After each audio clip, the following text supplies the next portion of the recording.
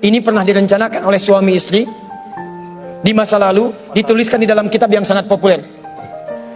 Persoalannya, begitu ibunya mengandung, istrinya mengandung, lahir anaknya usia 2 tahun, maaf, mereka punya rencana, anak ini insya Allah kita akan didik jadi lebih baik, keluarga kita lebih baik, anak ini akan jadi ulama. Qadarullah usia 2 tahun ayahnya meninggal. Ini kisah nyata. Ibunya ingat, saya tetap pertahankan untuk berubah jadi lebih baik, walaupun ayah tidak ada, saya single parent, saya rawat anak ini sebaik-baik. Usia 4 tahun anak ini, maaf ya, terkena penyakit buta permanen. Hijrah tidak akan sepi dengan ujian.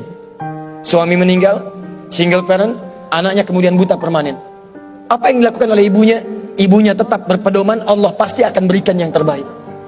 Anak ini kemudian terus didoakan, bangkit di malam hari, perbanyak kemudian tingkatkan ibadah. Ingat ya rumus ini, orang tua yang rajin ibadah maka boleh jadi kebaikannya akan diturunkan pada anaknya. Ibunya yang berdoa, anaknya yang mendapatkan bagiannya. Matanya buta tapi diganti oleh Allah dengan ingatan yang luar biasa.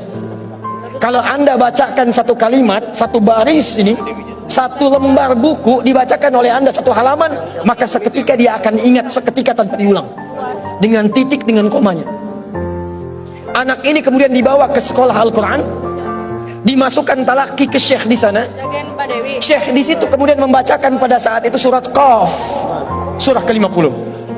Qaf dibacakan sampai akhir ayatnya. Anak ini anak yang paling kecil teman-teman, mata buta, gak bisa ngelihat. Teman-temannya berada di atasnya usianya, ada yang 6 tahun, 7 tahun, dia 4 tahun. Begitu selesai membacakan, kata syekhnya, lihat kalimatnya, man hafidha ala zahri qalbi, siapa yang hafal apa yang tadi saya bacakan, hafalan di dalam kepalanya, bukan di luar kepala. Hafal di luar kepala masih belum hafal.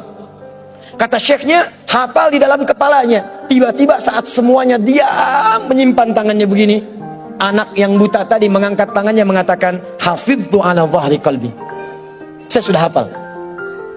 Syekhnya penasaran, kata syekhnya, bagaimana? Diambil anaknya ke depan, diminta baca. Masya Allah, bacaannya bukan hanya hafal, makhrajnya, sifat hurufnya, tajwidnya, semua mirip dengan syekhnya. Kata syekhnya, minal an tadrusul hadis, dari sejak sekarang ananda mesti belajar hadis, karena Quran itu dijamin kemudahannya, hadis yang tidak ada jaminan. Anak ini secara singkat, tinggal 1 menit pulang ke rumahnya, diantar oleh asisten rumah tangga ibu tadi. Begitu nyampe di rumahnya, wajahnya gembira, mengatakan pada ibunya, ummi, ibu, tadi saya dipuji oleh saya begini, ada kejadian begini, saya seperti ini. Kata anak ini, minal an uridul hadis, ma, sekarang saya pengen belajar hadis.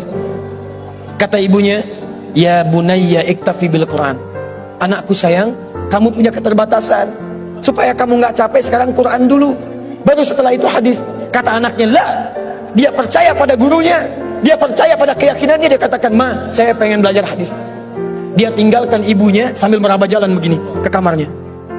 Perhatikan baik-baik, begitu ibunya melihat, ingat kemudian dengan suaminya, ingat tentang rencana mereka, ingat tentang mereka punya rencana masuk surga bersama-sama. Teman-teman, ibunya langsung masuk ke dalam kamar, dia bentangkan sajadahnya di mihrabnya, dia salat 2 rakaat, dia bermohon kepada Allah. Saat sujud itulah dia tumpahkan segala keinginannya. Perhatikan kalimatnya. Rahasianya ada di Quran surah ke-17 ayat 110 sampai dengan 111, paling kanan sebelah atas.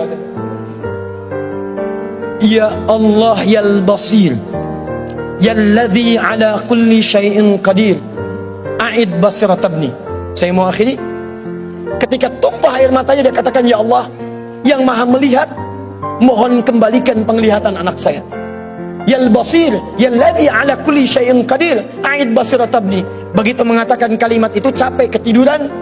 Kemudian pada saat itulah anaknya sedang mengulang surat Qaf di kamarnya. Begitu ibunya mengatakan yal basir, anaknya sampai pada ayat ke-22. Laqad kunta fi ghaflatin min hadza fakashafna 'anka ghita'aka wa basaruka al-yawma hadid.